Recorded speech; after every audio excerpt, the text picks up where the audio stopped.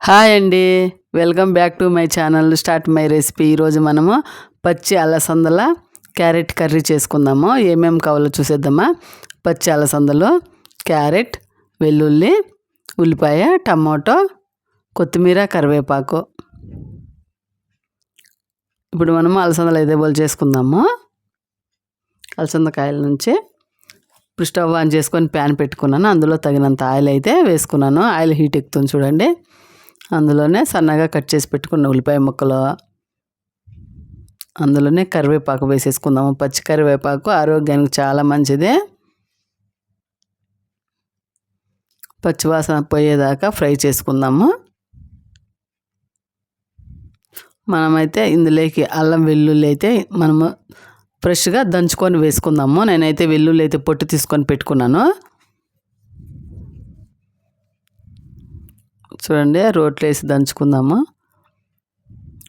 ఒక చిన్న ముక్క అల్లము, వెల్లుల్లి రెబ్బలు అందులో వేసుకొని ఫ్రెష్గా అల్లం వెల్లుల్లి అయితే దంచుకొని వేసుకుంటే టేస్ట్ బాగా ఉంటుంది. మంచి స్మెల్ వస్తుంది. ఇలా దంచేసుకున్నాం కదా, కచ్చా పచ్చాగా అందులో వేసేసుకుందాము. ఉల్లిపాయలు, అల్లం వెల్లుల్లి పేస్ట్ వేసుకున్నాం కదా, బాగా ఫ్రై చేసుకుందాము పచ్చివాసన పోయేదాకా. అలాగే కొత్త వాళ్ళు ఎవరైనా నా ఛానల్ చూస్తున్నట్టయితే సబ్స్క్రైబ్ చేయండి, లైక్ చేయండి. చూడండి, ఫ్రై అయినాయి. ఇప్పుడు మనమైతే క్యారెట్ చిన్న ముక్కలుగా కట్ చేసుకున్నాం కదా, అందులో వేసేసుకుందాము. ఒకసారి అంతా క్యారెట్, ఉల్లిపాయలు ఫ్రై చేసుకుందాము. ఈ పచ్చి అలసందలు తొందరగా కర్రీ అయితే రెడీ అయిపోతుంది, లేట్ ఏముండదు. చూడండి, ఫ్రై అయినాయి కదా. ఇప్పుడు మనం అందులో సన్నగా కట్ చేసి పెట్టుకున్నా, నేనైతే 2 టమాటాలు తీసుకున్నా, ఇలా సన్నగా కట్ చేసి పొడుగ్గా పెట్టుకోవేసుకున్నా. అందులో వేసేసుకుందాము. బాగా మాగిన టమాటాలు అయితే బాగుంటుంది కర్రీకి అయితే. చూడండి, ఫ్రై అవుతున్నాయి. అందులోనే రుచికి తగినంత సాల్ట్ వేసుకుందాము. చిటికెడు పసుపు. మనం ఇలా సాల్టు పసుపు వేసి ఉడికించడం వల్ల టమాటా అనేది బాగా మెత్తగా గుజ్జులాగా ఫ్రై అవుతుంది. చూడండి, బాగా ఫ్రై అయింది. 2 నిమిషాలు మూత పెట్టుకొని ఫ్రై చేసుకుందాము. ఇప్పుడు మనం మూత తీసి చూద్దాము. చూడండి, బాగా ఫ్రై అయిపోయింది టమాటా అయితే. అందులోనే క్యారెట్ కానీ ఉడికిపోయి ఉంటుంది. చూడండి, ఇప్పుడు మనం పచ్చి అలసంద గింజలు అయితే ఇందులో వేసేసుకున్నాము.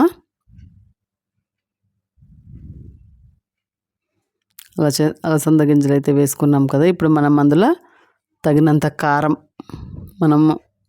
కారం అయితే వేసేసుకుందాము. కారం వేసుకున్నాం, ఇంకోసారి కలిపేసుకుందాము. ఉప్పు కారం బాగా అలసంద గింజలకు పట్టేలాగా.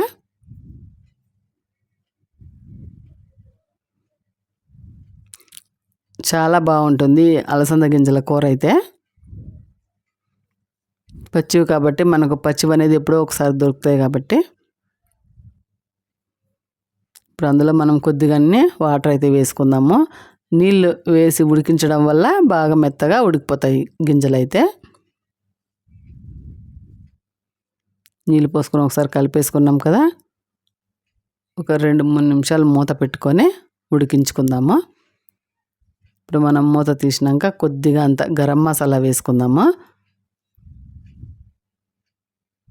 గరం మసాలా వేసుకున్నాం కదా, ఒకసారి అంతా కలిపేసుకుందాము. ఆ లోపు మనమైతే కొత్తిమీర కడిగేసుకొని సన్నగా కట్ చేసుకుని పెట్టుకుందాము. చూడండి, కొత్తిమీర వేసేసుకుందాము.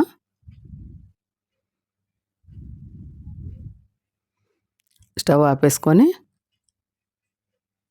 ఒకసారి కొత్తిమీర వేడి కూరలో బాగా కలిసేలాగా కలిపేసుకుందాము. చూడండి, ఎంతో టేస్ట్గా మంచి స్మెల్ వస్తుంది.